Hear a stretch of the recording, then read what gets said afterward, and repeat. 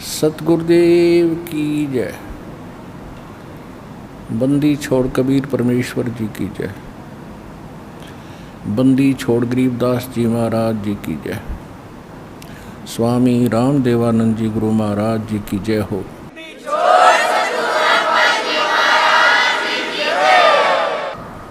गरीब नमो नमो सतपुरुष को नमस्कार गुरु की नहीं। सुर नर मुनि जन साधुआं संतों सर्वस्ती नहीं। सतगुरु साहेब संत सब ढंडो तुम प्रणाम। आगे पीछे मज हुए तिनको जा कुर्बान। निराकार निर्विषम काल जाल वैभंजनम। निर्लेपम निज निर्गुणम अकल अनुबेशोन्दनम। सोहम सुरति समापतम सकल समाना निर्तलय। उज्ज्वल हिरंबर हरदमम बेपरवा अथाह वार पार निमज्जतम।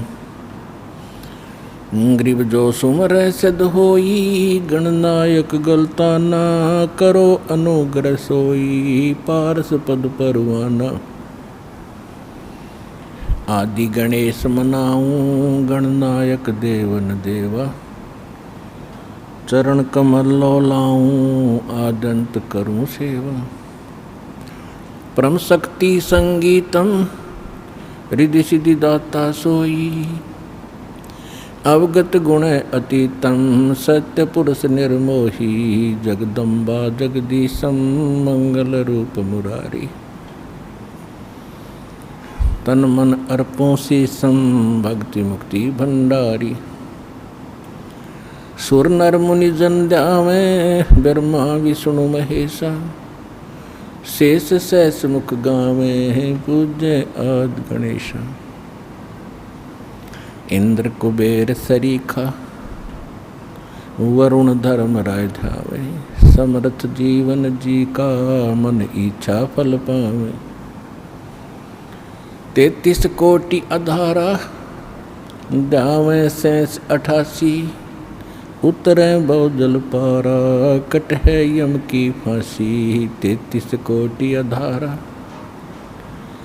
ध्यावे शेष 88। उतरे बहुजल पारा कट है यम की फांसी। कर जोरूं विनती करूं धरूं चरण पर शीश।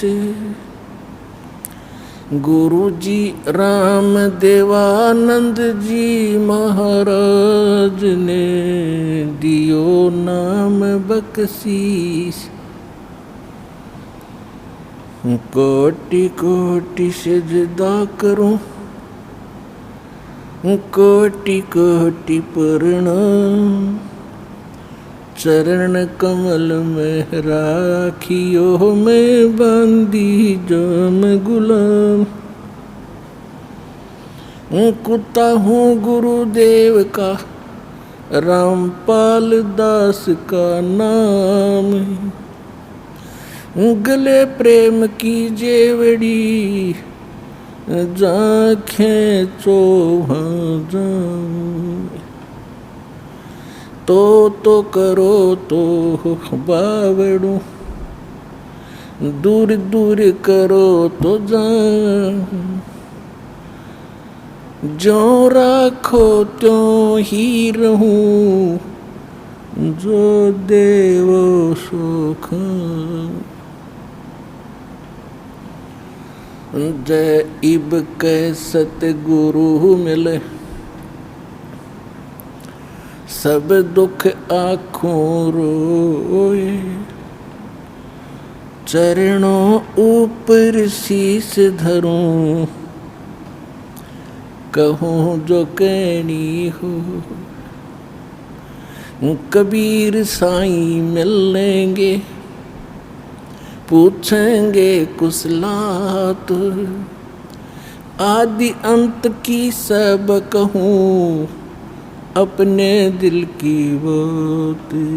गुरु जी तुम ना भूलियो चाहे लाख लोग मिल जाएं। हमसे तुमको बहुत है तुम जैसे हमको नहीं। अब गुण किए तो बहुत किए, करत न मानी हारे। बावे बंदा बख्श दियो, बावे गर्दन उतार। अब गुण मेरे बाप जी, बख्शो गरीब नवाजे।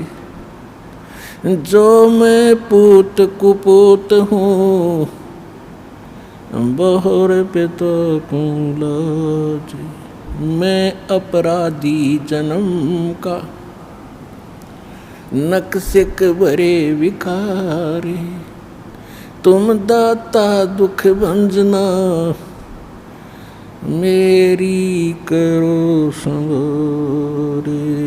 सुरत करो मम साइया, हम हैं भवजल माही। आप ही बह जावांगे जो, तुम न पकड़ोगे बाँह। परम पिता परमात्मा पूर्ण ब्रह्म, सारी सृष्टि के रचनहार कबीर देव, कबीर साहिब, कबीर परमेश्वर जी की असीम रजा से आप सभी पुण्यात्माएं परमात्मा के सत्संग को सुनने के लिए उपस्थित हुए। आज का जो समागम है ये उस शुभ दिन के उपलक्ष्य में है जो मानव समाज के लिए कभी भुलाने वाला नहीं है। मानव समाज इसको अपने जीवन में कभी भुला नहीं पाएगा कि जिस दिन मालिक स्वयं आए और हम किस भूल में भटक रहे थे, हमने कितने जन्म बर्बाद कर दिए इस काल की कैद में, और हमने कितनी यातनाएं सहन की। अब परमात्मा के दिए उस अध्यात्म ज्ञान के प्रकाश में आप जी को ये पता चलेगा कि हम कौन हैं, कहाँ से आए थे, हमें यहाँ कौन रोके हुए है, हमारा यह रहने का उद्देश्य क्या है। तो ये जानकारी स्वयं परमात्मा ही बताते हैं। परमेश्वर के अतिरिक्त कोई कितना ही विद्वान अपने आप को समझता हो और चाहे कितना मैं ऋषि मान बैठा हो, और आम जीवों के लिए वो चाहे खुदा बना बैठा हो, लेकिन वास्तविकता से वो परिचित नहीं हो सकता, क्योंकि परमात्मा की रची हुई सृष्टि को परमात्मा ही बता सकता है। बाकी तो ये वैज्ञानिक भी अटकलबाजी लगा रहे हैं, परमात्मा के दिए हुए मटेरियल पर, पदार्थों पर अनुसंधान करके अपनी सोच अनुसार ये जो भी निष्कर्ष निकाल रहे हैं, तो ये इनकी अपनी बुद्धि के स्तर की बातें हैं, लेकिन परमात्मा से ये काफ़ी दूर हैं। तो इसी प्रकार जितने भी महापुरुष, ऋषि, महर्षि, संत हुए हैं, जिन महापुरुषों को परमात्मा स्वयं आकर मिले हैं, उन्होंने तो सत्य कहा ही कहा है, लेकिन उनकी गिनती बहुत कम थी। वो संख्या में नाम मात्र रहे हैं, और काल के इस अज्ञान को फैलाने वालों की संख्या की कमी नहीं, करोड़ों और अरबों की संख्या में ये रहे हैं। तो कहने का भाव ये है कि आज आपको जो ये शुभ समागम प्राप्त हुआ है, परमेश्वर कबीर जी की असीम रजा समझ लेना आपके ऊपर। नहीं तो ये सारा संसार एक पेट के लिए, निर्वाह के लिए सुबह से लेकर शाम तक और रात्रि के समय उसी के चिंतन में सौपन आते हैं, उसी के चिंतन में सारा दिन व्यतीत करता है, और जो मिलना है वही मिलता है। क्योंकि सभी, प्रत्येक मानव चाहता है कि मेरे पास बड़ी कोठी हो, जो वर्तमान में एक बहुत बड़ी भूल लगी है मानव के। उसी आधार से सभी चाहते हैं कोठी हो, कार हो, बहुत बड़ा अच्छा व्यापार हो, लेकिन नहीं बन पा रहा। उसका कारण ये है कि अध्यात्म ज्ञान से परिचित ना होने से हम ये भूल गए हैं कि जो मस्तिष्क में लिखा है वही प्राप्त होगा। और यदि हम अपनी इस ओछी सोच से, दुर्बुद्धि के कारण हम अन्य कोई तरीका अपनाएंगे, कोई चोरी करेगा, कोई मिलावट करेगा, कोई रिश्वतखोरी करेगा, तो उसका दुष्परिणाम उसको भोगना पड़ेगा और पैसा रहेगा नहीं, क्योंकि उसकी किस्मत में वो है नहीं। उसका कारण कुछ भी बनो, कोई चोरी हो जावे, कोई बालक घर का सदस्य रोगी हो जावे जिसमें लाखों रुपए लग जावे, या कोई और अन्य हानि हो करके पैसा वहीं उतना ही रहेगा जो उसके मस्तिष्क में लिखा है। और जो अन्य तरीके से, अव्यवहारिक तरीके से जो धन कमाएगा, उसके इकट्ठा करने में, संग्रह करने में जो पाप इकट्ठे हुए हैं वो उसके पास शेष रह जाएंगे, वो पैसा नहीं रहेगा। ये आप सोच लेना। यदि इस भक्ति मार्ग पर आपने आगे चलना है, परमात्मा के विधान पर कदम पे कदम रख के चलना, फिर आप देखना आपको कितनी सफलता मिलेगी। आपका घर सुखी, आपका शरीर सुखी, आपकी सर्व मनोकामना जो जायज होंगी, जो भगवान उचित समझेगा, वो सब पूर्ण होंगी। ये निश्चिंत होकर इस भक्ति पर लगे रहना। आज का जो समागम है ये परमात्मा के उस प्रगट दिवस के उपलक्ष्य में है, जो परमेश्वर स्वयं सतलोक से चलकर आते हैं, सहशरीर आते हैं भगवान, और सहशरीर फिर पूरा काम अपना करके वो सहशरीर चले जाते हैं। आज तक हमें कोई ये क्लियर करने वाला नहीं था, स्पष्ट नहीं कर पाया कि परमात्मा कौन है, कैसा है, कहाँ रहता है, उसके पाने की विधि क्या है, वो कैसे मिलता है, और जो विधि बताई जा रही है उसका प्रमाण कहाँ है कि उस साधना और विधि से किसी को वो स्थान प्राप्त हुआ हो जिसकी हमें आवश्यकता है। तो ये अभी तक बहुत बड़ी पहेली बनी हुई थी, तो अब परमात्मा ने स्वयं आकर ये सुलझाई है। वैसे तो परमात्मा परमेश्वर कबीर जी चारों युगों में आते हैं। सतयुग में सत सुकृत कह टेरा, त्रेता नाम मुनींद्र मेरा, द्वापर में करुणा में कहाया, कलयुग नाम कबीर दराया। चारों युग में संत पुकारे, और कूक कहा हम हेल रे, हीरे माणक मोती बरसे, ये जग चुगता ढेल रे।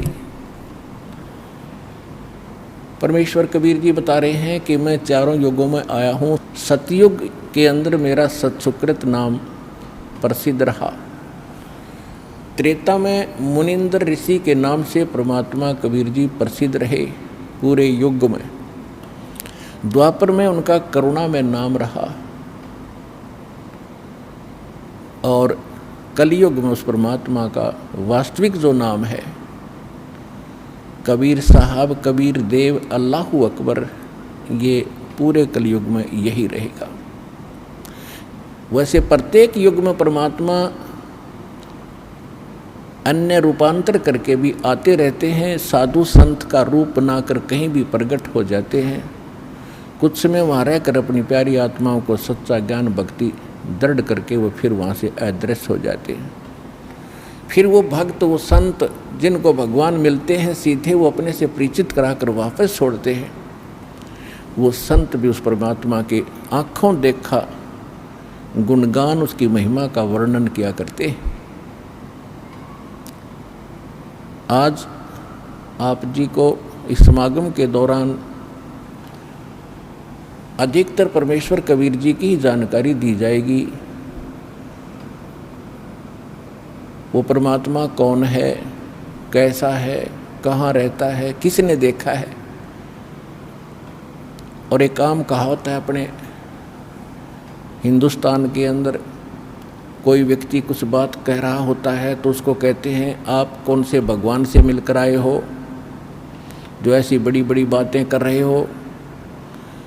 आप जी को उन महापुरुषों के प्रमाण दिए जाएंगे जो भगवान से मिलकर आए हैं। इसको हम मानते हैं कि जो भगवान से मिलकर आया है वो सच्ची कहता है। तो जो परमात्मा से मिलकर आए हैं उन महापुरुषों के भी साथ में एविडेंस, उनकी विटनेस आपके सामने दी जाएगी कि इन महापुरुषों ने परमात्मा को देखा और वो भगवान से मिलकर आए, और परमात्मा ने जो उनको मोक्ष मार्ग बताया, उन्होंने कौन सी साधना की जिससे उनका मोक्ष हुआ। तो उसी साधना से, उसी भक्ति से आप और हम सभी का मोक्ष संभव है, इति सिद्धम।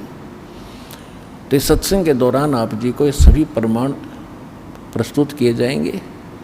सौभाग्य आपका, आप जी को ये सत्यनारायण कथा सुनने को सुलभ हुई। आज तक हमने ये पता नहीं था सत्यनारायण है कौन। सत्यनारायण, सत्य माने जिसका नाश कभी ना हो, अविनाशी। नारायण मीन जो जल के ऊपर, नार माने जल, आयन माने आने वाला, यानी जो जल पर आकर विराजमान होने वाला। वो कौन? वो परमात्मा है। इसलिए नारायण, नारायण यानी परमात्मा। परमात्मा की एक महिमा है कि वो सतलोक से चलकर आता है और जल के ऊपर, कमल के फूल पर आकर वो निवास करता है, जिस कारण से उसको नारायण कहते हैं। और हमने इस नारायण की उपमा लगा रखी थी सतगुण विष्णु जी के ऊपर। सतगुण विष्णु जी जो है, इसको हम सत्यनारायण मानते थे। ये हमारे नकली गुरु अज्ञानी हमें मिसगाइड किए हुए थे। एक पीतल को हमें सोना बता रहे थे। कितना दुर्भाग्य रहा हमारा, और हमारे पूर्वजों ने कितना विश्वास किया इन मूर्खों पे, जिन्हें कह का पता नहीं अध्यात्म मार्ग। तो हमें अब सत्यनारायण का पता चला है कि कौन है वो सत्यनारायण। वो अविनाशी परमात्मा कौन है, तो उसकी जानकारी आपको बताई जाएगी। परमात्मा चारों युगों में आते हैं। सतयुग में सत्सुकृत नाम से परमेश्वर आए थे और एक सरोवर के अंदर कमल के फूल के ऊपर आकर शिशु रूप धारण करके उन्होंने निवास किया था। वहाँ से एक विद्याधर नाम के ब्राह्मण और उनकी पत्नी दीपिका, वो उस रास्ते से आ रहे थे जिस सरोवर में परमात्मा विराजमान थे। दोनों निसंतान थे। आयु लगभग 60-65 साल की हो चुकी थी, क्योंकि सतयुग में आयु लाखों वर्ष की होती थी। तो तब तक उनको कोई संतान प्राप्ति नहीं थी। वो सरोवर के शुद्ध जल को पीने के लिए उसके अंदर निकट पहुँचे तो बच्चे को पाया, घर ले आए। उन्होंने उसको पाला पोसा और 5 वर्ष के आयु से ही परमात्मा अपने जिस उद्देश्य को लेकर आते हैं उस ज्ञान का प्रचार प्रारंभ कर देते हैं। सतयुग में परमेश्वर ने 5 वर्ष की आयु में एक मनु नाम के एक ऋषि थे, मनु, स्वयंभू मनु बोलते हैं उनको, और उनके विषय में कहा जाता था कि बड़े विद्वान पुरुष थे, वेदों के बड़े ज्ञाता थे। परमात्मा की उनके साथ चर्चा हुई तो परमेश्वर ने कहा क्या कि मनु जी, परमात्मा कौन है, कैसा है। उनकी तो यही कहते हैं आगे पाछे नीम तले, इनकी वही बुद्धि सेट होती थी कि श्री विष्णु जी जो हैं ये सुप्रीम पावर हैं और यही परमात्मा है। अजरो अमर हैं, यही 3 रूप धारण करके ब्रह्मा रूप बनाकर सृष्टि उत्पत्ति करते हैं, विष्णु रूप बना करके ये सतिथि बनाते हैं, पालन पोषण करते हैं, शिव रूप धारण करके सबका विनाश करते हैं। और ये भी कहा करते थे कि अविनाशी हैं, अजरो अमर हैं। फिर उनसे पूछा जाता था कि परमात्मा मूलभूत रूप में कैसे हैं, तो कहा करते वो तो निराकार हैं, वो दिखाई थोड़ी देते हैं। समाधि लगाते हैं तो केवल परमात्मा का प्रकाश दिखाई देता है। और समाधि दशा में हमने देखा है श्री विष्णु जी ही हमें दर्शन देते हैं। ये काल कैसे छल करता है कि जैसे श्री ब्रह्मा जी, श्री विष्णु जी, श्री शिव जी ये तो सगुण देवता हैं, इनके सामने रहते हैं, ऋषियों के सामने खूब प्रकट होते हैं, इनको सब मालूम है क्योंकि इनकी दिव्य दृष्टि काम करती होती थी सतयुग त्रेता कुछ द्वापर तक भी। दिव्य दृष्टि ऐसा होता जैसे हम अपने घर बैठे चैनल में टीवी के अंदर, और यदि कहीं पर भी कोई कार्यक्रम हो रहा हो, किसी जैसे पार्लियामेंट के अंदर कोई सेशन चलता है तो मीडिया वाले डायरेक्ट दिखा देते हैं, तो हम घर बैठे देख लेते। ऐसे उनकी दिव्य दृष्टि होती थी, उन भगवानों को वहाँ बैठा भी देख लेते थे, कहाँ क्या कार्य कर रहे हैं, कैसे रह रहे, वो सामने भी होते थे। जब समाधि ये लगाने की चेष्टा करते थे तो ये काल क्या करता है, किसी को तो विष्णु जी के रूप में दर्शन दे देता है तो विष्णु का पुजारी हो जाता है, गुण गाता फिरता है कि हमने जान दिया, देख लिया, ये अपने आप को छुपाए हुए हैं श्री विष्णु जी जो सगुण देवता है, 3 देवताओं में से ये सर्वशक्तिमान है, सर्वेश्वर है। हमने समाधि दशा में इसके दर्शन हुए। किसी को ब्रह्मा जी के रूप में दर्शन दे देता है, वो ब्रह्मा के गुण गाता है, ब्रह्मा सर्वशक्तिमान है, ये सब के मालिक है, सृष्टि थी उत्पत्ति संहार यही करते हैं। किसी को शंकर के रूप में दर्शन दे देता जब ये समाधि के डड़ेड होते। इस प्रकार इनको भ्रमित ज्ञान प्राप्त रहा है। तो परमात्मा कहा करते थे क्या आप वेदों को मानते हैं? अरे वाह, वेदों को कौन नहीं मानेगा, मनु जी का उत्तर होता था। तो परमात्मा उनको कहा करते थे कि ऋग्वेद मंडल नंबर 9 और सूक्त 86 मंत्र 26-27 में देखिएगा, वो परमात्मा सतलोक में रहता है, वहाँ से सह शरीर आता, चल कर आता, अच्छी आत्माओं को मिलता है। लेकिन कहते हैं राज तजना सहज है, सहज त्रिया का ने, मान बढ़ाई ईर्षा दुर्लभ तजना ये। राज्य भी त्याग सकता है इंसान और अपनी स्त्री का मोह भी त्याग सकता है, लेकिन मान बढ़ाई और ईर्षा को नहीं छोड़ सकता। और मान बढ़ाई ईर्षा छोड़े बिना भगवान नहीं मिल सकते।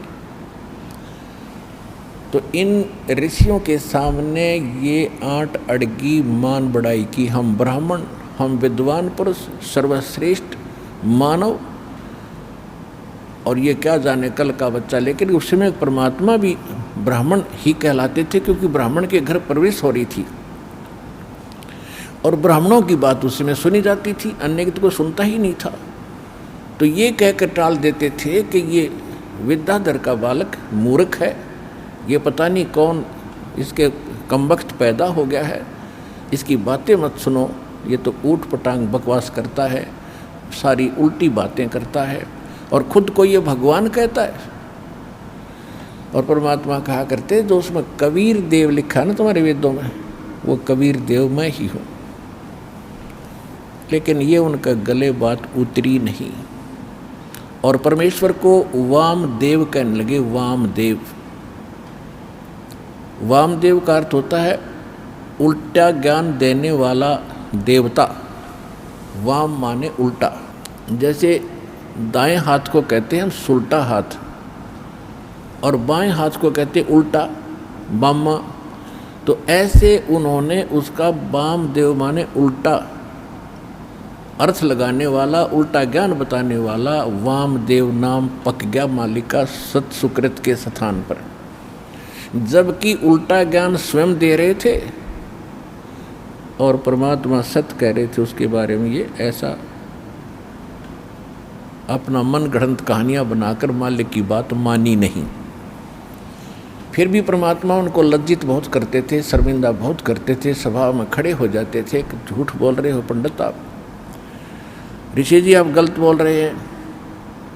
परमात्मा वेदों में कोई और लिखा है, उस नर आकार लिखा है, मनुष्यवत लिखा है।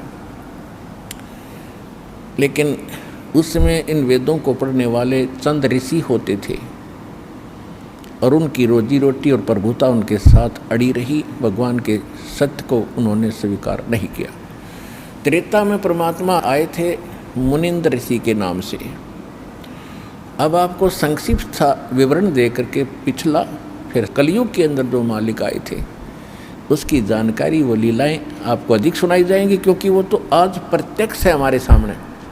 उन घटनाओं की जो लीला की थी दाता ने, आज भी हमारे पास उनके अवशेष बचे हैं और हमें आसानी से विश्वास हो सकता है कि परमात्मा कैसी लीला करता है और वो कौन है। तो जब परमात्मा त्रेता युग में आए थे, मुनिंद्र ऋषि के नाम से मालिक प्रसिद्ध हुए। उस समय वही सतयुग वाली जो आत्मा विद्याधर की थी, वही आत्मा वेदविद ब्राह्मण के रूप में जन्म हुआ और वही दीपिका नाम की उसकी पत्नी, सूर्या नाम की उसकी पत्नी बनी। उस जीवन में भी वो निसंतान थे। उनको भी परमात्मा त्रेता युग में भी ऐसे ही जल के अंदर कमल के फूल पर शिशु रूप में प्राप्त हुए। और जब भी परमात्मा जिस युग में आते हैं, उनकी लीला कंवारी गायों से, उनकी परवरिश की लीला कंवारी गायों से होती है, अन्यथा वो टच नहीं करते किसी दूध को, जल को, आहार को। फिर कंवारी गायें लाई जाती है, उस पर परमात्मा का आशीर्वाद होता है, वो दूध देने लगती है जब वो दूध पीते हैं। और वो दूध आता कहाँ से है? सतलोक से आता है। तो इस प्रकार प्रत्येक युग में मालिक की परवरिश की लीला हुई। जब परमेश्वर मुनिंद्र नाम से आए हुए थे, धीरे धीरे बड़े हुए। 5 वर्ष की आयु से ही उन्होंने सब विद्वानों के छक्के छुड़ाने शुरू कर दिए। लेकिन इन ऋषियों और ब्राह्मणों का एक स्वभाव बना रहा कि हमसे उत्तम कोई नहीं, जबकि परमात्मा भी ब्राह्मण कुल में ही थे, त्रेता में भी।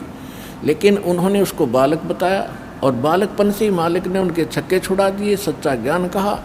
तो सभी को ये कहने लगे ये बालक तो मूर्ख है, इसको पता ही नहीं, अभी कोई इसने शिक्षा प्राप्त की नहीं है, ये अभी ऐसे उठपटांग बकवास कर रहा है। जिस कारण से अन्य ब्राह्मणों ने भी उसको अनदेखा कर दिया। फिर भी परमात्मा की लीला अलग रही है। अपनी प्यारी आत्माओं को किसी न किसी तरीके से उनको भक्ति युक्त करते रहे हैं, और जिस कारण से हम आज तक परमात्मा की चाह और तड़प में भटकते रहे। ये उस परमात्मा की देन रही, नहीं तो काल चाहता है कि ये नास्तिक हो जाए, भक्ति में इनकी रुचि रहे नहीं। ऐसे भक्ति, ऐसा ज्ञान और ऐसा समाधान बता दिया जाता है कि भक्ति करते करते भी हानियाँ होती रहेंगी। कुछ दिनों के बाद सब नास्तिक हो जाएंगे। लेकिन सतयुग त्रेता द्वापर में पुण्यकर्मी प्राणी जन्म लेते हैं। वो चाहे कुछ भी साधना कर रहे हैं, किसी भी देव की कर रहे हैं, लेकिन उनके पुण्य मिल रहे होते हैं प्रारब्ध के, और वो मान बैठते हैं कि हम जो पूजाएं कर रहे हैं इससे हमें लाभ हो रहा है, या भूल लगी रही अभी तक।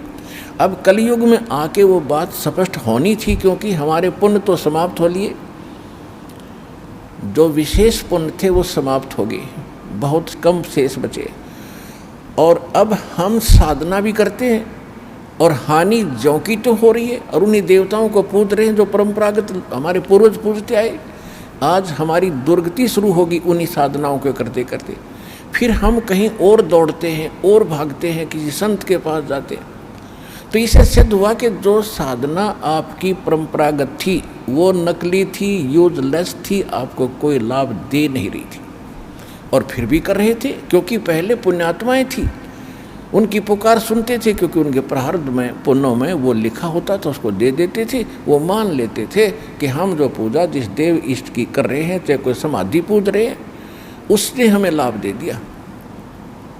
और अब कलयुग में मालिक को पता था कि ये भी समस्या हल हो जाएगी, ये पूज पाज के छक लेंगे और कोई लाभ होगा नहीं, फिर ये भटकते फिरेंगे और ठग लेंगे सब संत इनको। तब मेरा दास जाएगा 5505 जो वर्ष बीत जाएंगे कलयुग का, सबको सुख देगा, पहचान बता देगा हु इज गॉड, और क्या करता है भगवान, ये सुख देता है भगवान जिसको हम भूल चुके थे।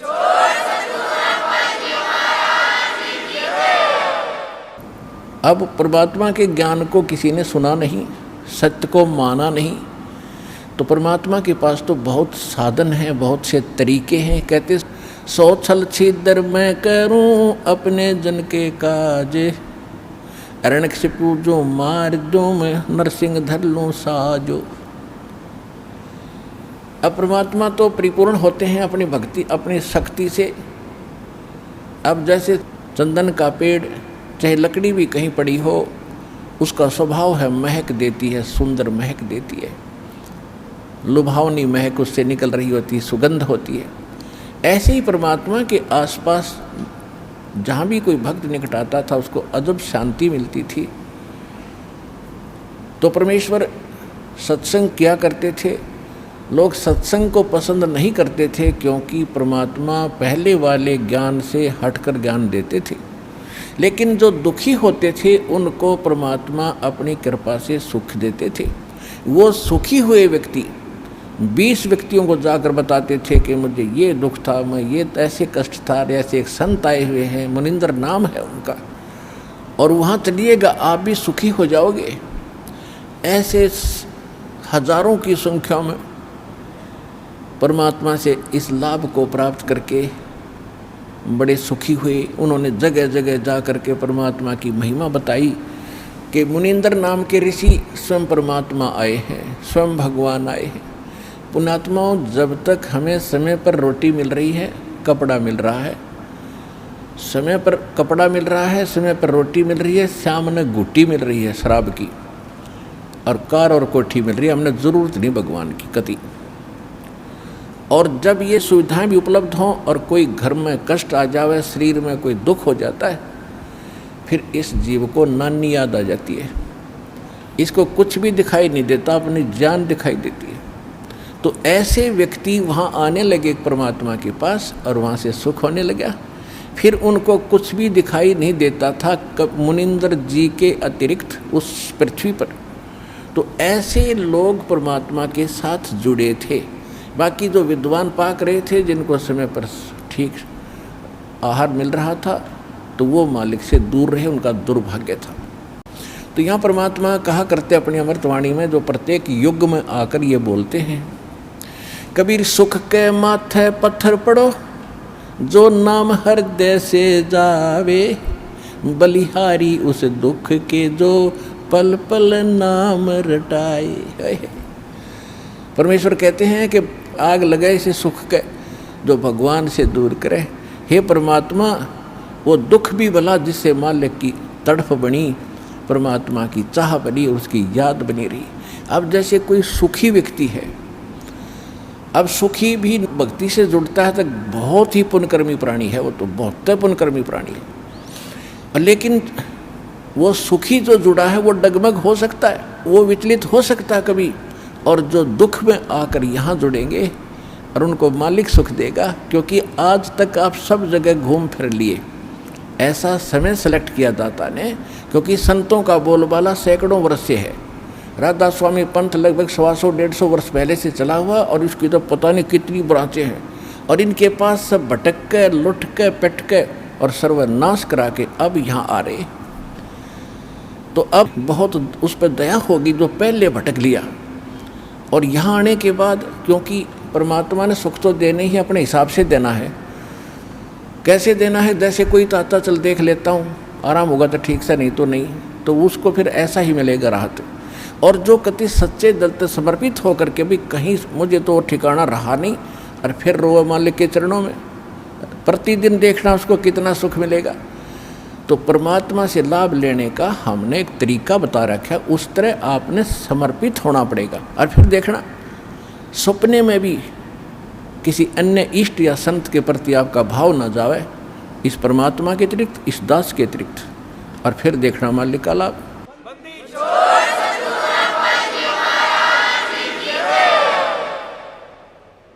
तो ये कहने से नहीं बनेगा, सोचने से नहीं बनेगा। इसके लिए हम ज्ञान देते हैं उस परम पिता को, परमात्मा सिद्ध करते हैं और प्रमाण देते हैं। वो प्रमाण आपको चारों तरफ से बाध्य कर देंगे कि पृथ्वी पर ना कोई और भगवान है और ना ही ऐसा पृथ्वी पर ज्ञान है। और फिर समाधान, ऐसे प्रमाणित मंत्र जिन महापुरुषों का मोक्ष हुआ उन्होंने यही जाप किया। तो इन सब से फिर आपका भावना अपने आप बनेगी, निसंशय हो जाओगे, डाउटलेस हो जाओगे। फिर अपने पृथ्वी पर कुछ दिखाई नहीं देगा। और फिर देखना भगवान के हाथ रोजाना लाभ देना, सपने में भी सुख देगा, जागृत का तो कहना ही क्या। तो ये ऐसा परमात्मा है